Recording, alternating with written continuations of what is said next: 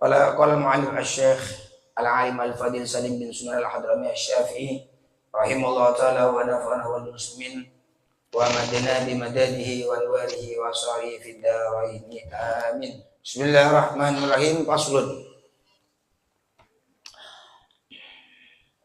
Faslun di dalam menjelaskan rukun-rukunnya khutbah 2.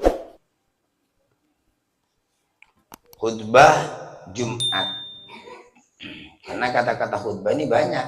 Ada khutbah pidato, ada khutbah Jumat, ada khutbah sholat, kusuf, gerhana matahari, gerhana rembulan, ada khutbah apa lagi? Orang mau nikah. Nah, ini yang dimaksud khutbahnya sholat Jumat. Arkanul khutbataini, rukun-rukun khutbah 2. Karena orang Jumat itu khutbah, ada khutbah yang pertama, ada khutbah yang nomor 2. Di situ ada rukun. Berapa rukunnya? Khamsatun, yaitu ada 5. Yang pertama, hamdulillah fihima, yaitu mengucapkan alhamdulillah dalam khutbah pertama dan khutbah nomor 2. Harus ada kata-kata alhamdulillah. Itu khutbah yang pertama juga pada khutbah nomor 2. Juga yang nomor 2 daripada rukunnya khutbah, wassalatu ala nabi sallallahu alaihi wasallam, harus baca salawat kepada kanjeng Nabi Muhammad sallallahu alaihi wasallam. Baca salawat. Makanya setiap khutbah itu ada salawatnya, wassalatu wassalamu ala sayyidina Muhammad, kan ada begitu. Fima, pada khutbah yang pertama juga khutbah yang nomor 2. Jadi harus ada salawat. Nomor 3, wal wasiat, nomor 3 harus wasiat. Ada wasiat pesan, merintah bitakwa, dengan takwa ke Allah, dengan takut ke Allah, yaitu bentuk mengerjakan perintah Allah, menjauhi larangan-larangan dari Allah Subhanahu wa taala, fihima, dalam khutbah 2. Jadi khutbah pertama itu harus ada pesan.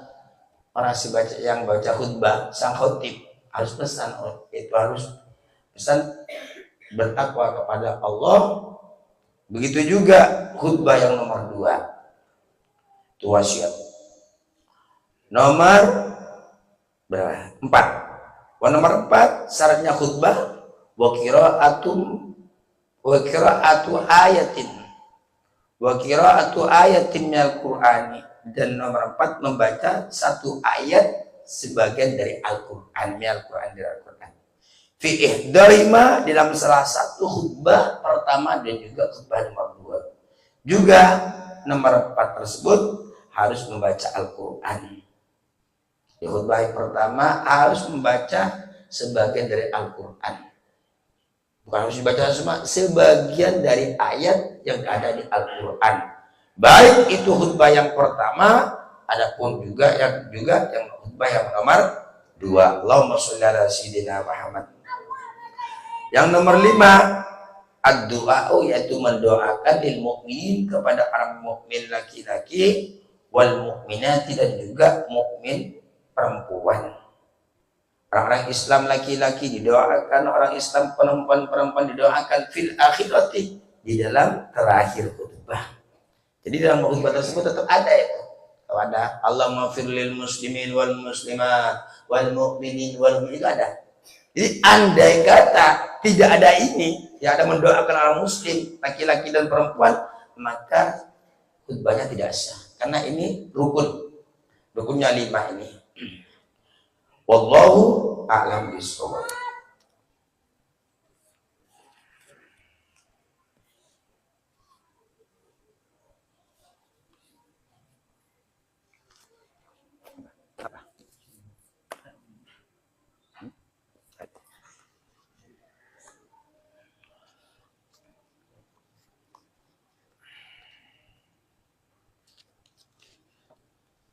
Bismillahirrahmanirrahim. Qala al-Imam Zarnuji rahimahullah ta'ala wa nafa'ana wal muslimin wa madana bi madadihi wa anwarihi wa asfari fid dharain amin. Dan juga sepantasnya bagi orang-orang muslim, bagi orang yang beriman kepada Allah dan kanjeng Nabi Muhammad sallallahu alaihi wasallam, Sepantasnya yaitu Allah Ta'ala dan meminta orang muslim Allah Ta'ala kepada Allah Ta'ala. Banyak-banyak berdoa kita kepada Allah.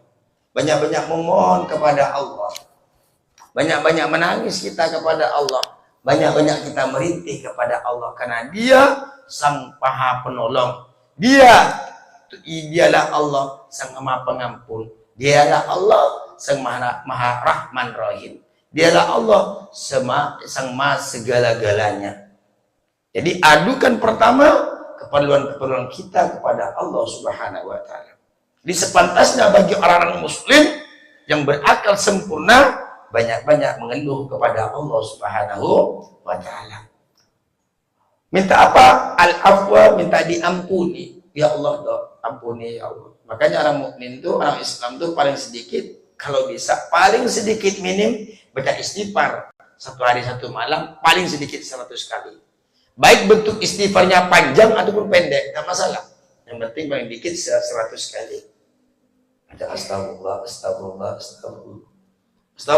Atau baca istighfar yang panjang, astagfirullahaladzim, alladzi la ilaha illa huwal hayyul qayyum, huwal hayyul qayyum wa atubu ilaih. Astagfirullahaladzim, alladzi la ilaha illa huwal hayyul qayyum. Bisa huwal hayyul qayyum, bisa huwal hayyul qayyum. Mana bagus dibacanya ini? Apa hayya atau hayyu? Bagusan hayya. Karena ini menurut orang-orang ngaji nahwu, lafaz hayya ini jadi sifat daripada lafaz Allah. Sifatnya itu al-hayya. Nah, jadi bagusan astagfirullahaladzim alladzi la ilaha illa huwal hayyul qayyum. Cuman bisa huwal hayyul qayyum. Cuman ini harakatnya lebih bagus kalau dibaca wal hayyul qayyum. Allahumma shalli ala Muhammad. Jadi sepantasnya bagi orang-orang muslim yaitu memohon kepada Allah, minta kepada Allah, berdoa kepada Allah al-afwa, yaitu diampuni dosa-dosanya. Dosa tangan kita yang bermaksiat, dosa penis kita yang bermaksiat, vagina kita yang pernah bermaksiat, kaki kita, pikiran kita, lisan kita, semuanya, hati kita, mintalah kita pengampunan kepada Allah Subhanahu wa Ta'ala. Di saat diampuni dosa-dosa kita, maka hidup kita akan tenang, terarah menuju Allah Subhanahu wa Ta'ala. Jadi ketenangan tersebut apabila diantaranya apabila dosa kita rontok. Sebaliknya, semakin banyak dosa yang kita lakukan, semakin lalai kita kepada Allah, semakin kita lupa kepada Allah, maka semakin juga kita hidup tidak karu-karuan. Naudzubillah. Juga apa? Wal afiyati, dan juga minta sehat. Karena kalau udah sehat enak, mau ngaji enak, mau sekolah enak, mau mondok enak, mau haji, mau umroh itu enak. Mau baca Al-Quran itu enak, mau baca kitab itu enak. Kalau udah sehat. Makanya sepantasnya bagi orang muslim itu minta diampuni dosanya oleh Allah, dosa yang sengaja ataupun dosa yang tidak sengaja. Juga minta sehat dohir batin, tangan kita sehat, pikiran kita sehat, kaki kita sehat, hati kita sehat. Artinya sehat dohir batin, sehat jasmani, badan sehat ruhani. Cuma jasmaninya aja yang sehat, badannya sehat, tapi hatinya tidak sehat, tidak ada artinya juga ini. Tidak sempurna. Ataupun sebaliknya, orang itu sakit jasmaninya, tapi hatinya sehat, ya tidak sempurna juga. Makanya kita minta sehat jasmani dan rohani. Minta sehat kepada Allah, badan kita sehat, hati kita sehat. Kalau hati kita sehat, berarti kita tidak sakit hati. Berarti kita tidak iri, tidak dengki, tidak sum'ah, tidak suudon, tidak hasud, dan lain sebagainya. Allah wal afiyat, dan minta sehat di dunia, dalam urusan dunia, wal akhirat, dan akhirat. Kalau badannya saja yang sehat, hatinya tidak sehat, maka macet urusan akhiratnya. Macet. Begitu juga umpama hatinya sehat, tapi tubuhnya tidak sehat. Macet juga urusan perjuangan yang membutuhkan organ tubuh. Jadi bagaimana yang enak ini? Yaitu sehat urusan dunia, sehat juga urusan akhirat.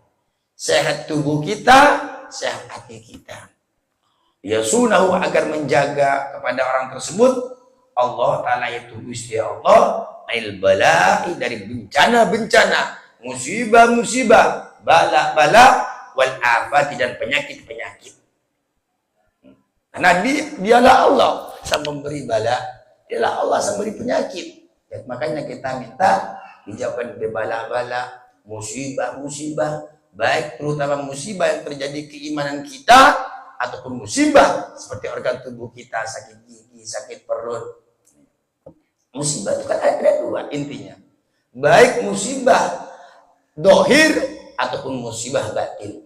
Baik musibah yang terjadi sama kita ataupun anak, keluarga, istri, suami, dan tetangga kita, keluarga kita.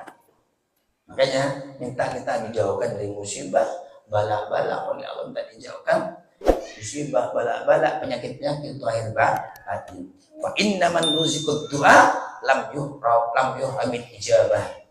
Fa innaman, maka sungguhnya orang ruzik yang telah diberikan orang ad-du'a, itu doa, lam yuhram, maka tidak dia dicegah al-ijabah, orang tersebut al-ijabah untuk untuk diterima oleh Allah. Orang itu kalau udah dikehendaki baik oleh Allah, suka dia berdoa, dikit-dikit mengadu kepada Allah, sedikit-dikit.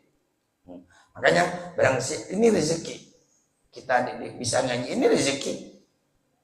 Kita suka berdoa, kita suka nolong orang, itu rezeki dari Allah Subhanahu wa Ta'ala.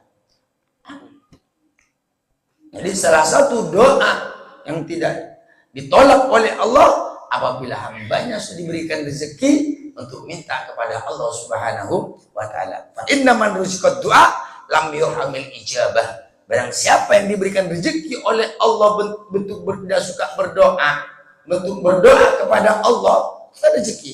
Lam yuhramil ijabah, maka tidak ada penghalang, maka tidak ada dicegan untuk diterima oleh Allah Subhanahu wa Ta'ala. Fa in kana al-bala'u muqaddaran yusibu la mahalata, lakin yusiru Allah Ta'ala alaih wa yuzku sabra bi barakati du'a, wallahu a'lam bishawab.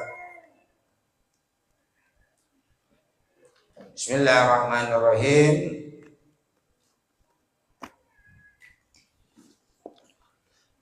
Qala Syekh al-Alim Arif billah Syekh Sayyid Abdullah bin Husain bin Tahir bin Muhammad bin Hashim Ba'alawi rahimallahu ta'ala wa nafana wal muslimin wa madana bi madadihi wa anwarihi wa asrarihi fid daraini amin.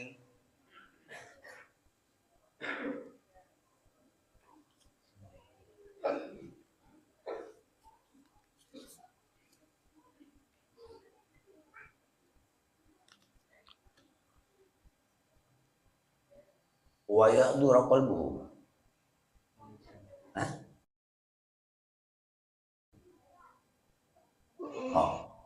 Wa ya'dura, dan juga syaratnya ibadah yang mau diterima oleh Allah ada syarat. Makanya kita harus ngaji. Kalau tidak ngaji tidak tahu caranya kita ibadah yang sempurna. Kalau kita punya ilmu, kalau kita bingung, kita tahu caranya. Karena banyak obat. Ilmu itu kan obat. Wa ya'dura, dan juga syaratnya diterima ibadah. Wa ya'dura, harus hadir, harus khusyuk qalbu, yaitu hatinya orang dalam sholat kita harus khusyuk. Jadi umpama kita sholat sendiri tidak khusyuk, maka kita tidak punya hutang, cuma tidak diterima oleh Allah, tidak dapat pahala dari Allah Subhanahu wa Ta'ala. Ya kalau kita berjemaah masih enak, itu khusyuk tidak khusyuk terdapat pahala dari Allah Subhanahu wa Ta'ala di sisi berjemaahnya. Tapi kalau kita sholat sendiri kudu khusyuk. Harus khusyuk, itu harus khusyuk.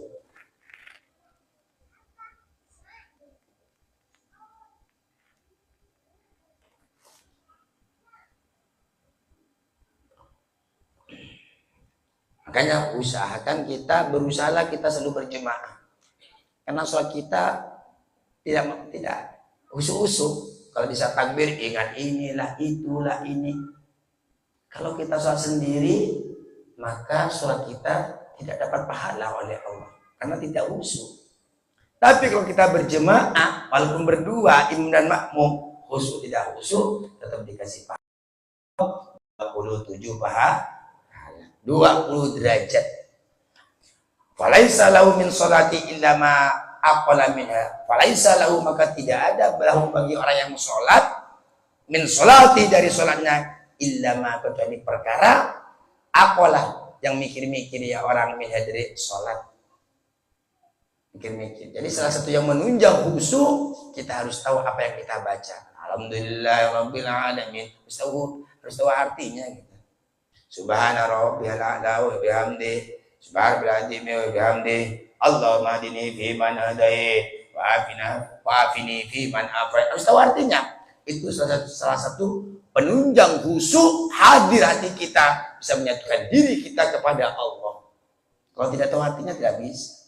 Makanya pesan saya, jangankan orang yang tidak tahu artinya, orang yang tahu artinya sulit ini khusyuk ini. Khusyuk ini sulit, apalagi orang tidak tahu artinya Fatihah. Alhamdulillahirabbil alamin, arrahmanirrahim, maliki yaumiddin, sampai ulah bolin seumpama orang yang udah tahu artinya, untuk khusyuk itu sulit. Sedangkan salah satu kunci ataupun resep untuk kita menunjang kita khusyuk harus tahu artinya. Makanya pesan saya, sholatlah berjemaah. Nggak bisa ke masjid, ya sholat dengan istrinya, dengan anak istrinya, biar dapat pahala dari Allah Subhanahu wa Ta'ala. Kalau udah berjemaah tuh khusyuk tidak khusyuk positif, itu dapat pahala 27 derajat di sisi berjemaahnya. Makanya kalau ulama-ulama dahulu tuh kalau tidak berjemaah, ulama dahulu, orang-orang dahulu, ulama dahulu tuh kalau sampai tidak berjemaah, meninggal berjemaah, dianggap itu sakit, maka dikunjungin itu. Walaupun dia sehat, entah terus umpama sibuk, umpama dia karena akan ada tamu sehingga tak ke masjid atau tidak berjemaah, jadi sekawan untuk berkunjung. Kamu sakit ya, kok kamu tidak berjemaah? Ya malu, dibawain ini itu, dinasihatin itu ulama-ulama dahulu. Dianggap sakit apa ya? Sakit malas. Sakit apa ya? Sakit hati. Sakit apa? Karena turunnya ibadah kita dikarenakan ada yang permasalahan berhubungan dengan dosa. Umpama orang itu punya masalah bab dosa, itu karena dosa itu ngefeknya dosa. Bukan hanya sejak kepikiran yang tidak tenang, bahkan ke ibadah semakin hari semakin malas. Sebaliknya, bentuk-bentuk pahala dari Allah, buahnya yaitu membuat kita tenang, membuat kita semangat, terus kita semangat ibadah kepada Allah Subhanahu wa Ta'ala. Makanya jangan lupa banyak-banyak istighfar. Juga jangan lupa berusaha sholat berjemaah, walaupun hanya saja dengan istri. Juga syaratnya ibadah sholat yang mau diterima oleh Allah, wala ya'jubu biha, dan juga harus tidak ujub. Orang yang sholat dia dengan sholat ujub tuh heran pada dirinya sendiri. Wah, Allahu Akbar. Dalam hatinya dia ngomong, sekarang ini saya sholat paling bagus. Ini ujub namanya. Kata-kata ujub itu dia heran kepada dirinya sendiri. Itu ibadah yang dia diterima oleh Allah. Karena salah satu penyakit, salah satu ibadah yang tidak diterima di antaranya dia ujub. Dia ujub, saya ini paling benar sholatnya. Saya ini paling ahli sedekah. Saya ini paling baik. Ini tanda-tandanya ibadah tidak diterima oleh Allah. Mengapa? Karena dia punya penyakit ujub. Ujub itu heran kepada dirinya sendiri. Saya ini paling banyak ibadahnya. Saya ini paling banyak puasanya. Saya terus tidak ada orangnya. Ini ujub, naudzubillah min dzalik. Apabila ada hasud, ada ujub maka tanda-tanda ibadahnya tidak diterima walaupun dia duduk di atas sejadah. Jangankan 1 tahun, 1000 tahun lamanya, tapi ada dalam penyakit ujub tersebut, dalam hatinya ada ujub, tanda-tanda ibadah tidak terima. Buktinya, kalau ibadahnya diterima, tidak mungkin ada hasud, tidak mungkin dia ada ujub. Berarti kalau masih bersemayam ujub dalam hatinya, ujubnya, riyaknya, sum'ahnya, su'udurnya, berarti tanda-tanda ibadahnya tidak diterima oleh Allah Subhanahu wa Ta'ala. Makanya semoga ibadah-ibadah kita ada yang diterima oleh Allah walaupun 1 debu, sehingga 1 debu lah bisa membuat Allah ridho kepada kita sehingga kita selamat dari dunia sampai ke akhirat. Amin Allahumma amin. Wallahu a'lam bishawab. Bismillahirrahmanirrahim.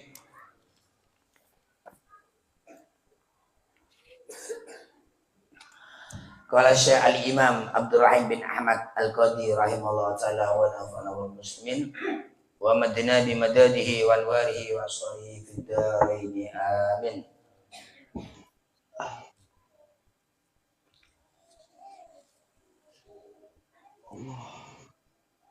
Nah, ini bab orang menjembatan yang berjalan satu mustaqim. Bahwasanya orang itu bermacam-macam. Fatajuzu zumratul ula, maka lewat golongan yang pertama. Dan semua makhluk harus lewat pada jembatan Shiratul Mustaqim, di mana jembatan tersebut ke atas. Yang lebih kecil daripada rambut satu helai, lebih tajam daripada silet. Otomatis tuh begini. Berjalan terus. Semua makhluk pada umumnya harus lewat di sini kecuali hamba-hamba Allah. Pilihannya seperti orang yang suka gemar ke masjid, rindu ke masjid, maka dia tidak mau lewat di situ. Maka Allah datangkan perahu ataupun kapal yang boleh di masjid untuk sampai ke surganya Allah Subhanahu wa Ta'ala. Cuman kan sulit orang yang rindu ke masjid. Sulit. Kalau rindu sama yang lain, iya. Jadi kalau seumpama orang dikit-dikit ke masjid, dikit-dikit rindu ke masjid, kerong, berarti itu orang pilihan dari Allah. Dikit-dikit masjid, dikit ke masjid. Di rumahnya sebentar. Walaupun dia tidak sholat, diam di masjid. Baca-baca, baca Quran, iktikaf, dikir, pulang nanti. Kembali lagi. Kalau ada di rumah tuh pikiran masih terus. Pikirannya saking rindunya, dia menyatunya kepada masjid. Nah itu orang nanti tidak lewat di jembatan Shiratul Mustaqim. Sulit ini. Hal ini sulit. Kayaknya kalau zaman sekarang tidak ada ini. Orang rindu ke masjidnya. Orang bisa berjemaah saja, suami istri di rumahnya lah, yang bicara di masjid, di rumahnya sendiri bisa berjemaah. Itu udah luar biasa sekarang akhir zaman ini. Kita hidup di akhir zaman, makanya semoga dijauhkan dari fitnah-fitnah di akhir zaman, ujian-ujian, bencana-bencana, musibah-musibah yang akan menggerogot keimanan kita. Terus, adapun rombongan yang pertama, fatajuzu zumratul ula, maka lewat golongan atau rombongan yang pertama, kayak apa dia? Kal barqil khatib, laksana petir menyambar. Tiba-tiba dia sampai ke surganya Allah. Mengapa kok bisa cepat seperti itu? Karena di dunia dia tidak berleha-leha, dia cepat ibadahnya, tidak henti-hentinya. Tidak ada waktu, melainkan dia ibadah terus kepada Allah Subhanahu wa Ta'ala. Dia setelah saya sholat, dia baca-baca, baik dia berjalan, baca ini, baca itu, tidur-tiduran. Dia tidak tidur, kecuali hanya saja ketiduran. Jadi semakin cepat ibadah kita di dunia ini, maka semakin cepat juga nanti kita berjalan di Shiratul Mustaqim. Tapi sebaliknya dan sebaliknya. Apabila kita lambat di dunia untuk ibadah, berleha-leha, maka nanti juga lambat di akhirat. Jadi golongan pertama harus lewat. Dia lewatnya kal barqil khatib, asna petir menyambar. Pada ban kelap, kotor, tidak dapat kesurgaan Allah Subhanahu wa Ta'ala. Makanya jangan pernah kita membuat ruang untuk ibadah. Usahakan kita dimanapun kita berada. Dimanapun kita berada. Yang kerjanya baca Allah, astagfirullah, sallallahu alaihi wasallam. Tidak ada alasan. Usaha kerja Ustaz. Memangnya ibadah. Kalau kerja tidak bisa ibadah. Ibadah itu kan pengabdian diri kita kepada Allah, ngebulan kita ke Allah, ikutnya kita perintah Allah. Mau kalau sholat itu ada waktunya, duhur, asar, maghrib, isya, subuh, jangan cukup seperti itu. Kita sholawat sambil jalan-jalan, umpama baca tasbih subhanallah, subhanallah, subhanallah, subhanallah, baca astagfirullah, astagfirullah, astagfirullah, baca la ilaha illallah, la ilaha illallah. Umpama lisan kita capek, lesok, maka usahakan hati kita Allah, Allah, Allah, Allah, Allah, Allah, Allah, Allah, Allah.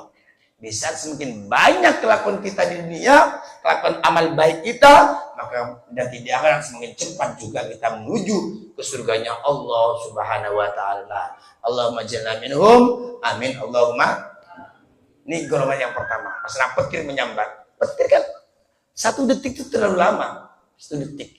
Bapak sampai ke surganya. Ya Allah. Nomor 2. Golongan yang nomor 2 kayak apa dia lewat wazumratul tsaniyatu. Adapun golongan yang nomor 2 yang lewat pada jembatan Shiratul Mustaqim, teteh yang menuju teteh. Jembatan Shiratul Mustaqim kerihil asif, rasanya angin sepoi-sepoi. Angin yang sangat kencang. Kalau kerihil asif rasanya angin yang kencang. Ini yang nomor 2. Ibarat PCX tadi, yang nomor 2 yaitu vario. Ini nomor 2 nih, vario ini. Ini syukur-syukur. Ini kerihil asif, golongan nomor 2. Tiba-tiba dia berjalan, rasanya angin yang sangat kuat. Tiba-tiba sudah sampai ke surganya Allah Subhanahu wa taala. Allahumma jalna minhum. Amin ya Allah, amin Allah, amin ya Allah. Kita tidak pantas, cuma kita berharap. Kita ini tidak pantas. Kelakuan apa yang mau kita andalkan? Ikhlas tidak ikhlas. Orang pejuang bukan. Orang mundeng alam iya. Cuman semoga kita diakui hambanya Allah, diakui umatnya Kanjeng Nabi Muhammad SAW. Semoga kita digolongkan dengan orang-orang yang sampai kepada Allah, yaitu para aulia, syuhada, sholihin. Amin Allahumma amin. Nomor 3, golongan nomor 2 laksana angin yang sangat kencang, sangat kuat anginnya, tiba-tiba udah sampai ke surganya Allah. Nomor 3 yang terakhir, wazumratul talisatu. Adapun golongan yang nomor 3 yang melewati jembatan Shiratul Mustaqim, katail musri, laksana burung yang kencang, mano. Ada burung bin mano, burung bin mano, cepat luar biasa itu. Tiba-tiba sampai posisi dia berjalan laksana burung yang cepat. Ya, tidak tahu burung apa yang paling cepat. Nah, apa burung dara yang paling cepat berjalan atau burung, tidak tahu. Pokoknya ada burung yang paling cepat. Nah, jadi orang masuk surga itu ada perjalanannya laksana burung yang paling cepat. Tiba-tiba sampai ke surganya Allah. Artinya selamat. Kan tidak mampir ini. Ini kan tidak jatuh. Langsung dia berjalan laksana burung yang sangat cepat. Allahumma jalna minhum, amin Allahumma. Ini selamat semua ini. Orang-orang di surga semua ini. Terus nomor 4, nomor 5, nomor 6, nomor 7. Kalau grup nomor 7, sampai nomor 7. Insya Allah pengajian yang akan datang. Wallahu a'lam bishawab. Kita ngirim